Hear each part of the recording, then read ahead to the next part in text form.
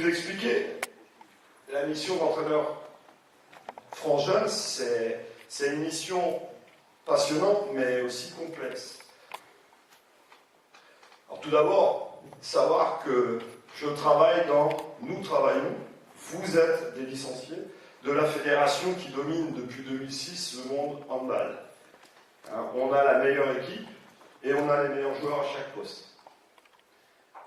Et il faut que moi, ma mission, c'est envisager de trouver les nouveaux galactiques. Après, les superlatifs, ils ont été tellement nombreux. Si vous en avez un à proposer aux futurs médias, n'hésitez pas. Mais, comme je dis, c'est trouver. Aujourd'hui, ils ont 19 ans, mais que seront-ils demain? Donc ça, c'est encore un questionnement qui est... Parce qu'on a quand même beaucoup d'humilité et de doute. La troisième chose, c'est que quand on a identifié un talent, en moyenne, on dit que par groupe France Jeune, 3 ou 4 émergent. 3 ou 4.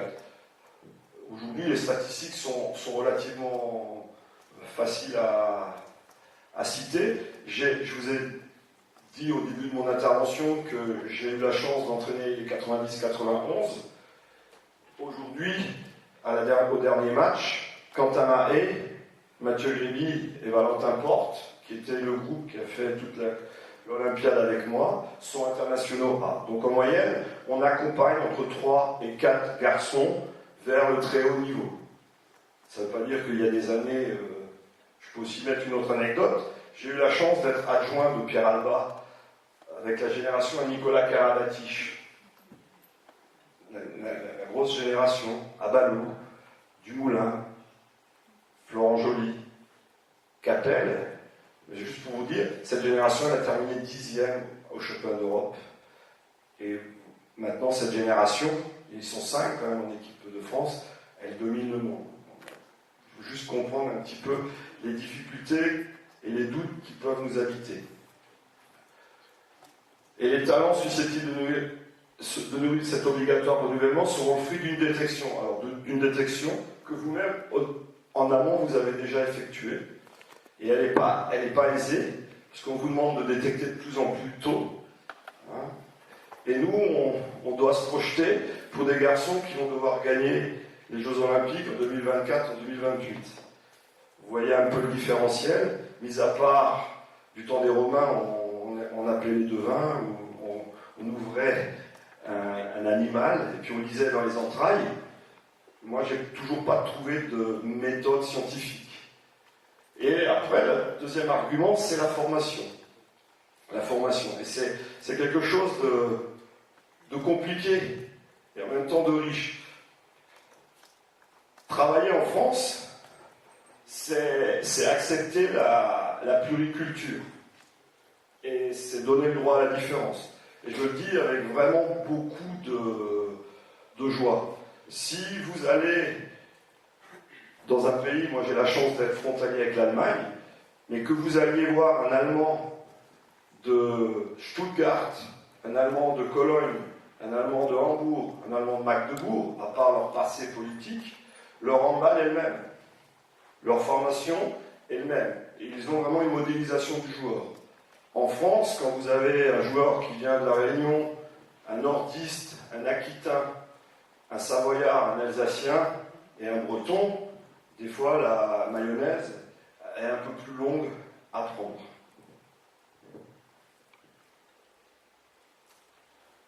Alors les objectifs qu'on nous a demandé d'atteindre, et c'est là où c'est des fois un peu paradoxal.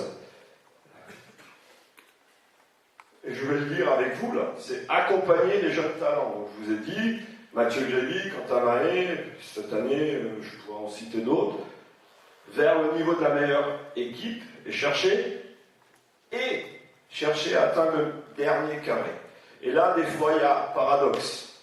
Parce que la maturité technique, la maturité physique n'est pas suffisante pour atteindre le dernier carré.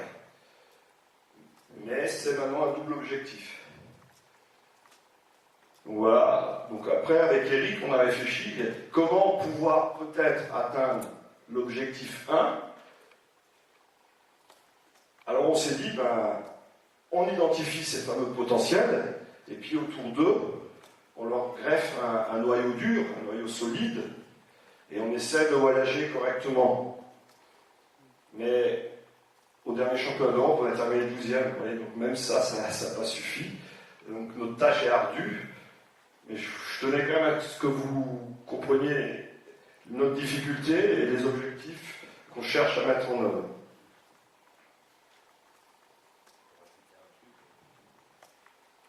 Juste sur le ton de la boutade, rajouter un petit élément. Et à l'inverse, il n'est pas forcément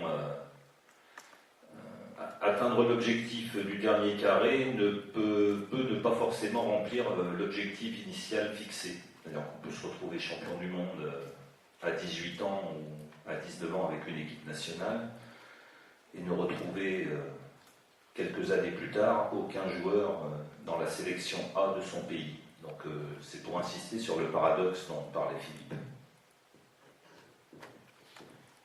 J'ai déjà un peu évoqué, mais là j'y viens un peu plus. Pourquoi la défense et quel a été le fil conducteur qui nous a amené à construire le projet France Jeune à partir d'une entrée défensive.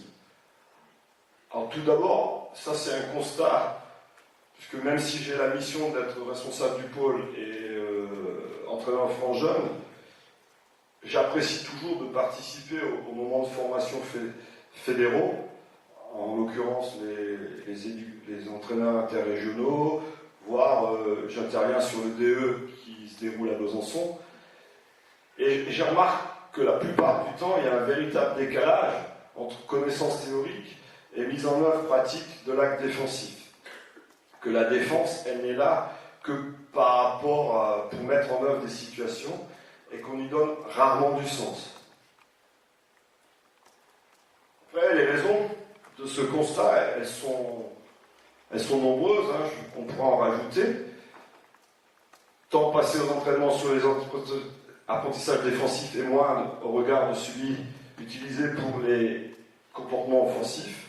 On est souvent on travaille l'attaque du prochain match, on est souvent dans cette démarche. L'image aussi de l'acte défensif. Alors je vais vous donner attaque égale plaisir égale récompense, la défense égale souvent sanction. Quand je l'ai fait aussi, donc je peux aussi me flageller, mais t'as bien attaqué, tu restes en attaque, t'as mal attaqué, tu vas en défense. Qui n'a pas fait ça? Lève la main. Tout le monde, voilà, donc j'ai bien attaqué, je reste en attaque, donc je valide. L'acte offensif est quelque chose une récompense, c'est du plaisir. J'ai mal attaqué, je vais en défense.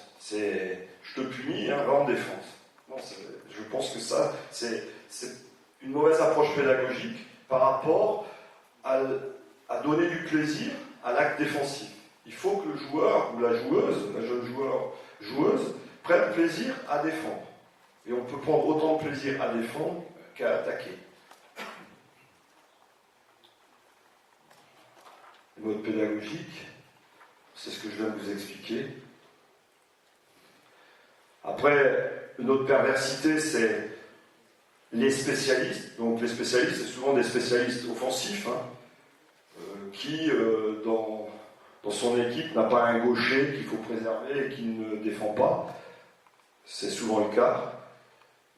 Et puis, une des dernières raisons, c'est ce que j'ai acquis en 4 ans d'expérience internationale avec France 90-91, qui m'ont donné l'idée de retravailler le projet défensif.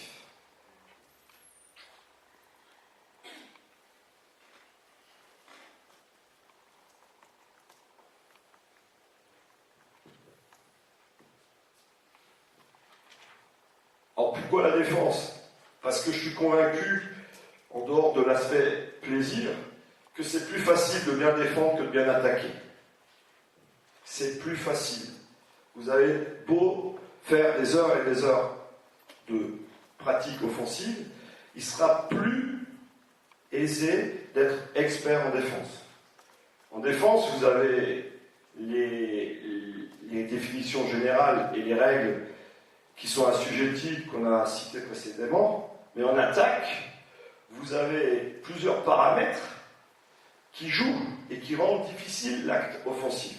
Vous avez tout d'abord un objet qu'il faut savoir attraper en courant. Vous avez des adversaires qui peuvent vous perturber. Et vous avez des partenaires qui peuvent lire autrement que vous. Donc vous imaginez bien la complexité de l'acte offensif. En défense, on peut prendre plaisir et très rapidement créer des interrelations entre les joueurs et avoir des résultats immédiats d'efficacité. Si je devais revenir dans le monde de l'entraînement, ça serait la porte d'entrée principale. Après, la défense, on n'abordera pas dans ce document le dispositif 06, qui est un dispositif qui est de plus en plus pratiqué en LNH, en